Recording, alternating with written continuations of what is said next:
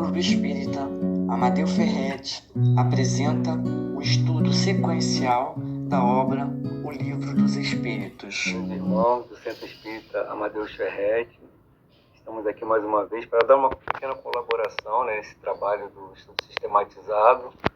E hoje nós vamos estar refletindo sobre o tema que está no capítulo 9 do Livro dos Espíritos, que é sobre a intervenção dos espíritos no mundo corporal.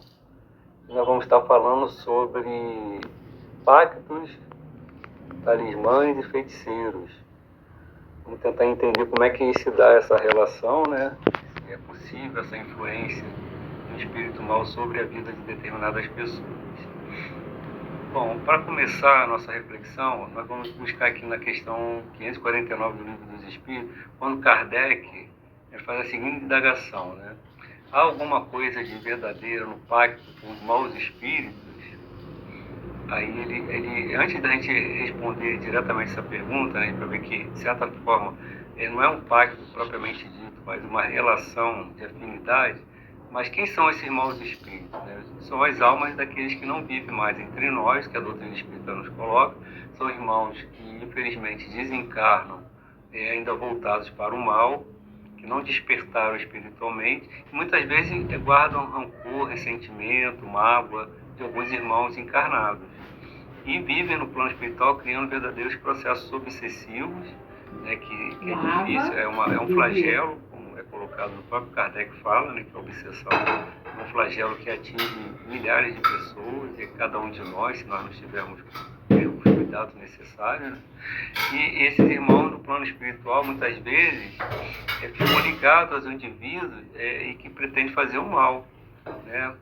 E se este indivíduo pretende fazer o mal a alguém, ele vai se utilizar, né, o indivíduo encarnado que quer fazer o mal a determinada pessoa, ele pode se utilizar desses espíritos, desses obsessores. Mas pelo que nos informa os espíritos, a vítima pode neutralizar essa ação, né? Não é algo assim fatal, né? Essa ação através do pensamento positivo, né, e da ação no bem. Não existe um pacto, sim uma natureza má simpatizando com outra natureza má, pela lei de afinidade.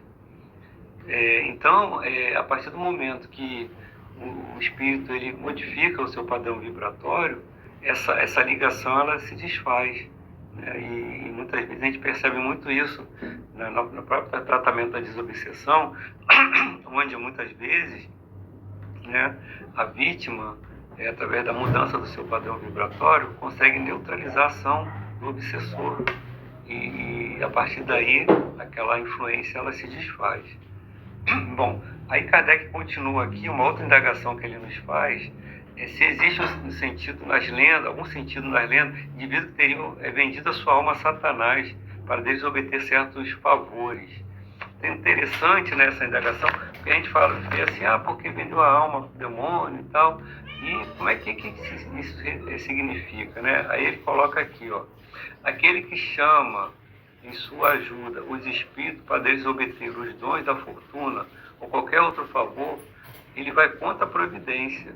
Ele renuncia à missão que recebeu e às provas que deve suportar neste mundo, e disso sofrerá as consequências na vida futura. Aí entra uma questão, um conceito importante também que a doutrina nos coloca, que é o planejamento reencarnatório, né? O espírito ele vem com um determinado planejamento, nós viemos, né, encarnamos, e ao chegar aqui, muitas vezes, pela atração da matéria, pelos envolvimentos com as questões dos interesses, né, financeiros e uma série de outras questões, o espírito se desvia daquela meta, né, daquele objetivo, e acaba fazendo esses verdadeiros pactos com espíritos inferiores. E aí ele deixa de, né, vamos dizer assim, cumprir aquela tarefa ou aquela missão a qual ele reencarnou, e fica preso nessa artimanha, né, nesse enredamento aí de bens materiais, e acaba se comprometendo com mil coisas, né, e esquece da busca do desenvolvimento espiritual. Isso é muito grave, né? Inclusive tem espíritos que estão desencarnando em situações difíceis por não estarem conseguindo cumprir o mínimo daquela programação vamos dizer assim, né? Porque nós sabemos que quando o espírito reencarna, existe o esquecimento do passado, mas ele vem em forma de intuições, essas promessas, essa programação. Só que o envolvimento com a matéria é tão grande e com esses obsessores, que muitas vezes querem o mal daquele espírito, né? Não quer que ele atinja aquela meta de evolução, aquela meta evolutiva, que ele acaba cedendo e acaba mergulhado na questão só da matéria. E às vezes não consegue nem tempo ou condições de ir ao centro espírita, de realizar uma atividade, né, de um estudo. E aí mas existe a possibilidade da mudança, né? Como Kardec fala aqui, ó, por seu amor aos prazeres materiais, ele se coloca na dependência dos espíritos impuros. E entre este e ele, um pacto tácito que o conduz à perdição, mas que lhe é sempre fácil romper, né, com a assistência dos bons espíritos, se para isso tem firme a vontade.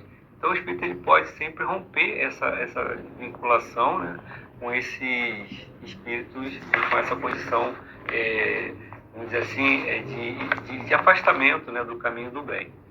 E aí, Kardec tem uma outra indagação que eu achei interessante para a gente estar refletindo, quando ele fala que sentido se deve dar a qualificação de feiticeiro, né? São pessoas que têm o dom de fazer certas coisas, de influenciar pessoas, até para o mal, né? Tem um poder, um magnetismo muito intenso, e se a pessoa utilizar isso de uma forma equivocada, ele realmente pode levar milhares de pessoas até o suicídio, né? Como houve um caso aí nas Guianas, de um tempo atrás, de um pastor lá, Jim Jones, ele conseguiu, através da força mental dele, da força de influência, levar milhares de pessoas a um suicídio coletivo, né? E a gente vê também pessoas, líderes religiosos, que se utilizam do seu poder, né? Para poder amealhar bens materiais, recursos financeiros, e muitas vezes, né, se desviam daquele objetivo maior, né, que é a reforma íntima, que é melhor espiritual, até daquelas pessoas que estão seguindo, né? Bom, aí ele coloca aqui, quem seriam esses feiticeiros, essas pessoas que têm essa capacidade? Ele fala aqui, ó, aqueles a quem chamar de feiticeiros são pessoas, quando são de boa fé, dotadas de certas faculdades, como a força magnética ou a segunda vista, ou até algum dom mediúnico, uma capacidade mediúnica, muitas vezes. E esses indivíduos, ele não utiliza de uma forma edificante esse dom, e acaba prejudicando, né, e se prejudicando espiritualmente. Aí o Espiritismo pode explicar tudo isso. Aqui, ó, ele coloca aqui, ó, o Espiritismo e o Magnetismo nos dão a chave de uma multidão de fenômenos sobre as quais a ignorância abordou uma infinidade de fábulas, né, de situações onde os fatos são exagerados pela imaginação. O conhecimento claro dessas duas ciências, né, nos mostra a realidade das coisas e sua verdadeira causa. É o melhor preservativo contra as ideias supersticiosas, porque mostra que é possível e o que é impossível, o que está nas leis da natureza e o que é uma crença ridícula. Então essa observação de Kardec aqui é muito pertinente, né, para todos nós, para que a gente não se deixe levar, enganar, né, por esses ditos, né, falsos profetas, vamos dizer assim, né, que é um termo que no Evangelho segundo o Espiritismo é colocado, né, Kardec coloca esse termo, e o próprio Jesus, né, acautelai-vos dos falsos profetas. E isso é algo que a gente tem que estar sempre com cuidado, e até dentro da questão, como eu falei, da mediunidade.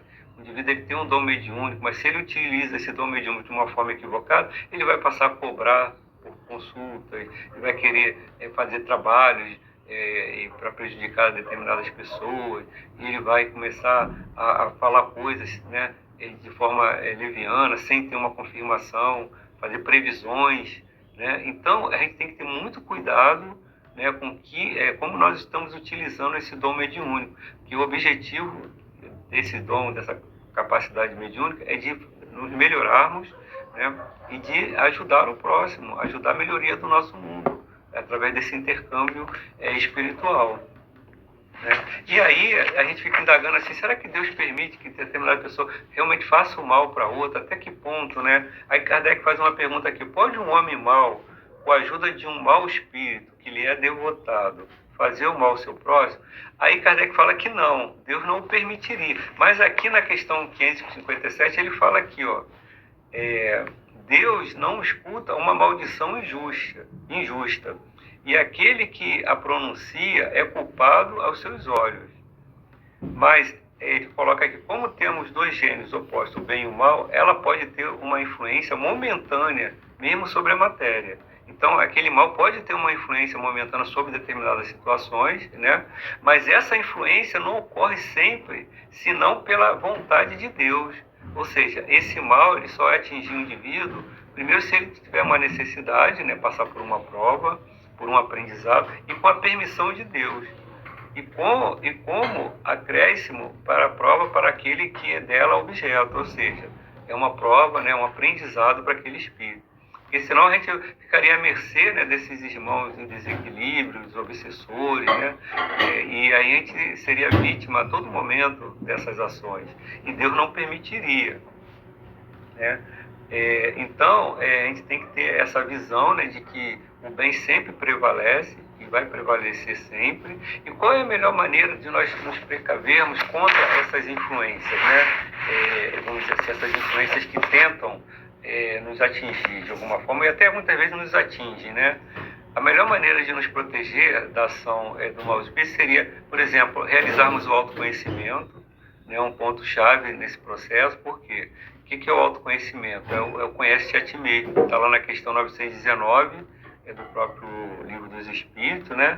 Vou até pegar aqui a questão 919, porque ela é uma questão assim, muito importante, né, que Santo Agostinho responde para Kardec, né, quando ele faz a seguinte indagação, qual o meio prático e mais eficaz de se melhorar nesta vida e resistir ao arrastamento do mal? Aí o Santo Agostinho responde, um sábio da antiguidade vos disse, conhece a ti mesmo. Aí ele fala aqui no desdobramento dessa questão da dificuldade que é de nós nos conhecermos, né? Porque é um processo profundo, né? E a gente nós tenderemos a atenuar o mal que existe em nós. Então a maneira que Santo Agostinho encontrou é fazer um balanço diário da sua vida, como é que foi o seu dia, né? As coisas que ele viveu que não foram muito boas, se ele recebeu alguma influência negativa, se alguém falou algo para ele que ele, né, tem que avaliar, pô, isso aí que essa pessoa está me falando, será que é uma coisa boa realmente, né? Será que esse livro que eu estou lendo, esses conteúdos aqui, eles estão dentro dos princípios básicos da doutrina espírita, ou dentro do que Jesus, né, no Evangelho do Cristo? Será que essas referências, elas embasam tudo isso que eu estou lendo, ou esse filme que eu vi? Qual o conteúdo dessa mensagem? Essa pessoa que está, né, chegando para mim, querendo me dar conselhos, ou falando coisas, e parar e avaliar. E como nós estamos agindo no dia a dia. Poxa, eu deixei de fazer o bem. Poxa, eu acho que eu respondi àquela pessoa de uma forma equivocada. E aí, gente, é algo assim que é muito pertinente também, que muitas vezes a gente não vai conseguir fazer isso sozinho, né? Então, eu atuo na área da saúde mental, a gente percebe assim, que às vezes a pessoa precisa buscar uma psicoterapia, né? A Casa Espírita oferece uma porta de entrada de ajuda, que é o acolhimento fraterno, o atendimento fraterno, mas nem sempre só o atendimento fraterno vai ajudar a resolver tudo. Então, o indivíduo ele vai precisar de um atendimento mais especializado, né? Um psiquiatra, ou então uma psicoterapia, para que ele possa entender o que está acontecendo com ele, como é que ele anda agindo, se ele está favorecendo alguma influência negativa. Vamos dar um exemplo, assim, esse mês de setembro, nós estamos falando do Setembro Amarelo, que é o mês de prevenção ao suicídio, né? Então, o indivíduo, muitas vezes, ele está com aquele pensamento de depressão, de desânimo, né? E ali por trás tem todo um processo obsessivo, algum obsessor tentando influenciá-lo de forma negativa para levá-lo ao suicídio. Então, ele tem que parar e reavaliar a sua conduta, as suas atitudes e buscar os meios para equacionar os conflitos, né? E aí, muitas vezes, só a religião, só o espiritismo não vai ser suficiente. Ele tem que realmente buscar, por exemplo, tomar uma medicação, um antidepressivo, ou ele buscar um atendimento psicológico, né? Hoje nós temos até a TVP, né, Terapia de Vidas Passadas, que são recursos que a ciência já está reconhecendo como eficazes. Não é todo o caso, né, e não é por curiosidade que nós vamos buscar esse recurso, mas muitas vezes a raiz daquela dificuldade, daquela depressão, está lá em outra vida. São experiências que nós passamos difíceis, e aqueles obsessores que hoje estão nos atingindo, eles são irmãos que viveram conosco lá em outra vida, e eles estão ali tentando nos prejudicar, nos fazer mal. E aí a importância, muitas vezes, de você ir lá no passado para equacionar, tentar diluir essas mágoas, esse ressentimento, para que no teu presente, no nosso presente atual, nós estejamos livres desses sentimentos e possamos ter um futuro melhor, né, uma qualidade de vida melhor. Então, são técnicas que tem que ter uma especialização, um preparo para ser feito, não é qualquer pessoa que pode fazer.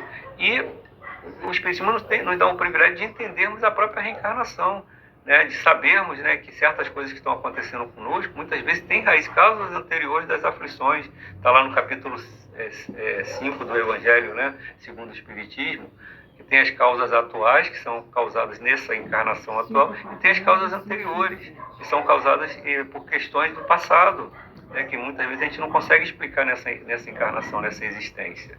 Então o Espiritismo nos lança luz para nos ajudar a realizarmos esse autoconhecimento. Sabemos o que é nosso, da existência atual, o que pode ser de existências passadas, o que pode ser da influência de outras pessoas na nossa vida, de algum obsessor. Então essa avaliação é importantíssima, né? E aí nós passaremos para uma outra etapa, que é a reforma íntima, né? É a mudança interior que precisamos realizar em nós, para que através dessa mudança nós possamos realmente superar essas dificuldades.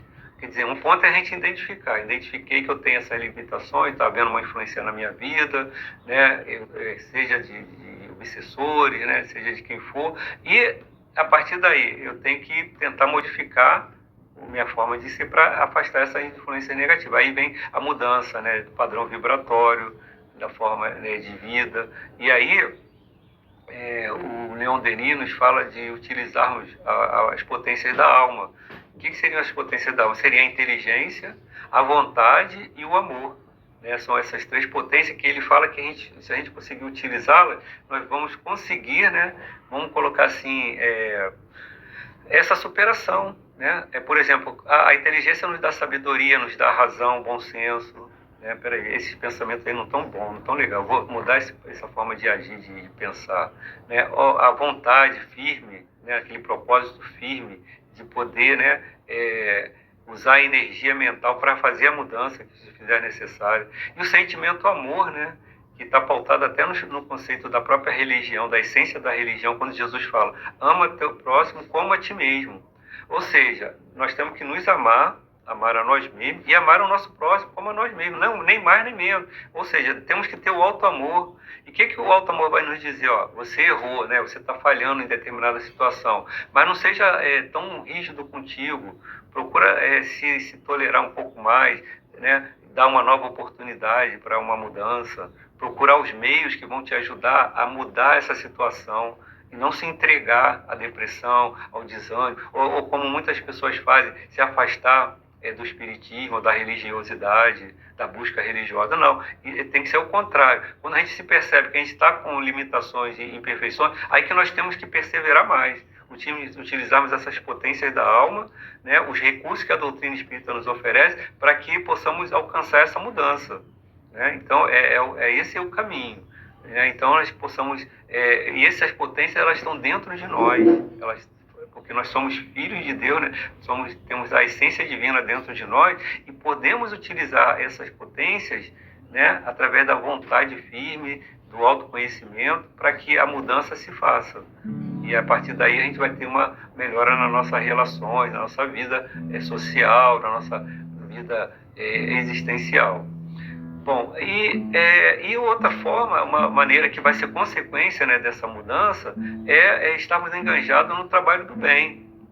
Né? Por quê? Né? De a gente afastar essas influências negativas, né, dos obsessores, de espíritos que não nos queiram bem. Né? Porque o trabalho ele vai nos dar uma proteção, né, junto com uma sintonia maior com os espíritos protetores, que eles vão estar mais junto de nós, e eles vão nos proteger, porque a gente sabe que nós temos os espíritos protetores, nós temos os nossos mentores e temos espíritos familiares que nos querem bem, familiares nossos que às vezes vão para o plano espiritual e continuam a estar junto conosco, tentando nos ajudar.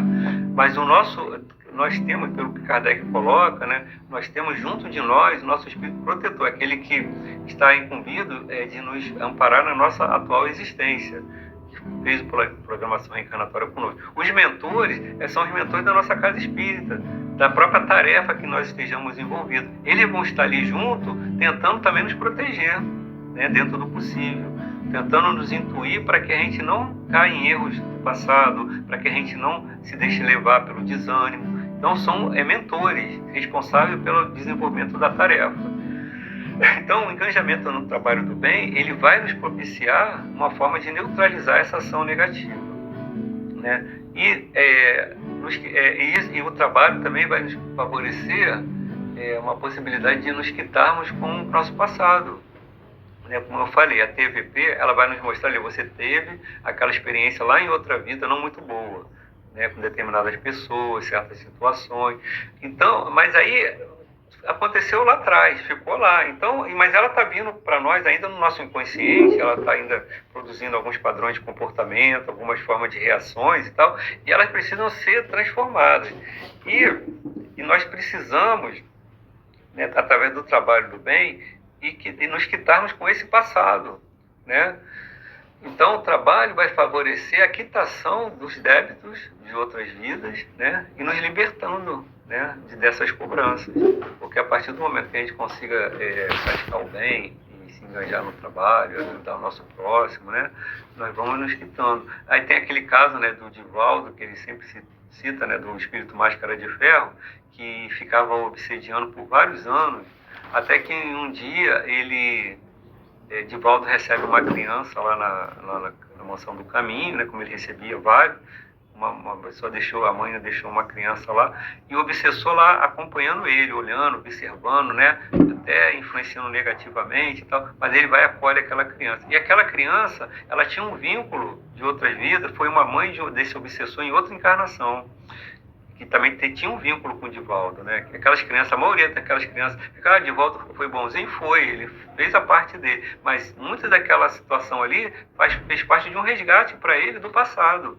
Ele precisou se quitar, né? Aí ele recebe aquela criança, o obsessor percebe, e aquele ódio que ele estava tendo em relação ao Divaldo, ao trabalho que ele estava desenvolvendo, se modifica. Ele, ao contrário, ele passa a ajudar o Divaldo. Quando ele vê a sinceridade do Divaldo, fala, olha só, ele está acolhendo aquela que foi minha mãe, que estava numa situação espiritual difícil e voltou para a reencarnação e está aqui recebendo essa ajuda. Se ela não recebe essa ajuda, ela estaria aí pela rua, está numa situação difícil. Olha a ação que esse homem está fazendo em relação a esse meu ente querido. E esse obsessor, quando ele percebe essa ação do Divaldo, ele modifica o padrão vibratório dele. E ele passa a ser um dos colaboradores, um dos mentores do trabalho, pelo que o Divaldo relata depois, né, daquele trabalho lá da mansão. E ele, junto com outros, e assim como aconteceu com ele, imagina com quantos outros não aconteceu também essa mudança, né? Tanto dos encarnados quanto dos desencarnados. O trabalho no bem é a grande força que faz com que as coisas se modifiquem, né? E essa influência negativa ela vai se diluindo, vai se perdendo. E é um benefício também do trabalho, como eu falei, né? A gente vai estar influenciando os obsessores e outras pessoas, né? E vamos estar contribuindo para a construção de um planeta melhor, de um mundo melhor. Né? Nós sabemos que, relato, né, da própria espiritualidade, que nós estamos passando, está havendo uma transformação do mundo de expiações e provas, onde essas provas, essas situações do mal que ainda existem, essas influências negativas, ela ainda existe de uma forma intensa. Basta que a gente veja o nosso mundo como está, né? As guerras, o terrorismo, né? As catástrofes ainda, uma série de situações, violência urbana, violências domésticas. Então, é um conjunto ainda grande. Claro que já está havendo uma melhora, já não escravizamos mais o nosso próximo, né? Não é mais o duelo como havia antes, né? Aquele duelo de matar uma pessoa em praça pública que divergiu do nosso ponto de vista. Ou então, aquelas situações de intolerância religiosa e tal. Ainda existem algumas situações, mas não é com a intensidade que tinha. Já está vendo, a justiça já está agindo com mais justiça, vamos dizer assim, né, com uma justiça cristianizada, uma justiça mais, vamos dizer assim, mais verdadeira, né, pautada nas leis da evolução, realmente, né? Então, a própria saúde, que já está atingindo índices cada vez melhores de tratamentos para as doenças, né? Os processos educativos nas escolas, nas faculdades, nas universidades, levando indivíduos a atuarem dentro da sociedade para mudar esse quadro, né? E mudar o quadro do próprio planeta, a despoluição do planeta, né? E que está precisando, porque ainda existe uma falta de consciência sobre a questão da poluição, da degradação do meio ambiente. Então, mas o mundo já está mudando, já existem as ideias dos direitos humanos, né, de você defender a mulher, defender o idoso, defender a criança, a vítima, muitas vezes, né? Então, essa mudança ela está acontecendo, né? Mas, como eu falei, ela precisa ser consolidada através da nossa ação no bem, né? Transformando o mundo de provas e expiação num mundo de regeneração, né? E aí nós vamos influenciar nesse processo, como eu falei, porque essa ação no bem ela vai ter o poder de influenciar no sentido de modificar, né? Porque como o Mahatma Gandhi, né, alguns líderes falam, quando uma pessoa atinge a plenitude do amor, consegue praticar, né, uma ação positiva no bem, ela neutraliza o ódio de milhões, olha só. Então o bem ele tem esse poder, essa capacidade de se multiplicar de uma forma que a gente não tem nem ideia, né? E aquele filme, A Corrente do Bem, quer dizer, o indivíduo faz um bem, faz uma ação positiva, e aquilo vai influenciando e vai disseminando o bem, e quando vê, tudo está, né, modificado. E aquela questão também que é uma coisa simples, né, que fala assim, a minha rua está muito suja, né, a rua está suja, aí tu olha para as ruas, para frente das casas e tal, mas aí aquela ideia, uma pessoa fala assim, pô, eu vou varrer aqui à frente da minha casa, vou varrer, vou limpar e tal. Aí aquela ação que você fez, de repente a tua frente ficou boa, o vizinho vê, pô, ele limpou a frente, pô, acho que eu vou limpar a minha também. E o outro mais à frente, pô, a rua ficou, né, tá ficando bonita ali, eu vou fazer aqui também no meu pedaço aqui da minha rua e tal, e vai cuidando, e de repente aquela rua se transforma, né? Todo mundo tirando lixo, todo mundo cuidando, capinando ali a sua frente, tirando, né? E tal, e aí, quer dizer, a ação de uma pessoa, né?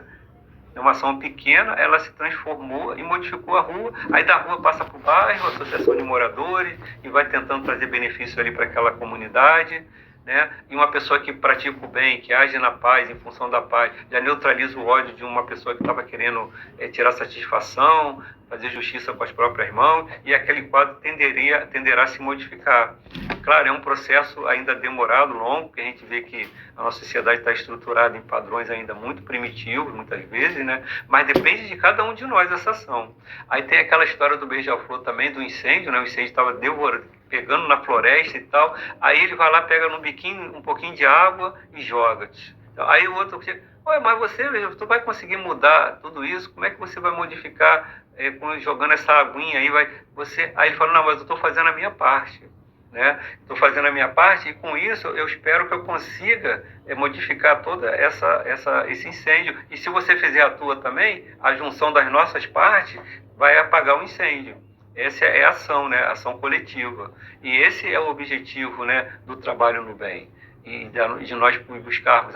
Começou lá com autoconhecimento, passou pela reforma íntima, chegou no próprio sintonia, né, com os amigos espirituais, porque muitas vezes a gente vai precisar dessa ajuda através da prece, através da desobsessão, que são reuniões dentro da casa espírita, através do estudo dentro da casa espírita ou dentro de um templo religioso, que aí nós vamos aglutinar aquelas energias positivas e vamos neutralizar com mais eficácia essa ação negativa, e o trabalho no bem que não precisa estar restrito dentro da casa espírita, ele deve ser iniciado na casa espírita sim também, mas levado para fora, para o meio social, né, que são as obras sociais, os trabalhos de assistência, né, dentro das comunidades, dentro das escolas, dentro dos locais, né, de sofrimento, né, hospitais e por aí vai, né, dos abrigos.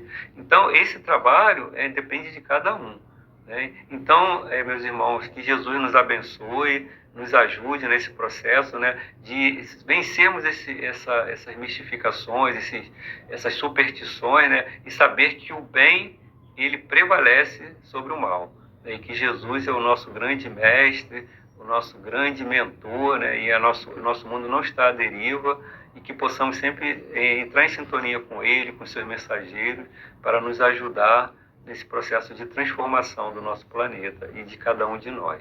Então, muito obrigado pela atenção. Graças a Deus.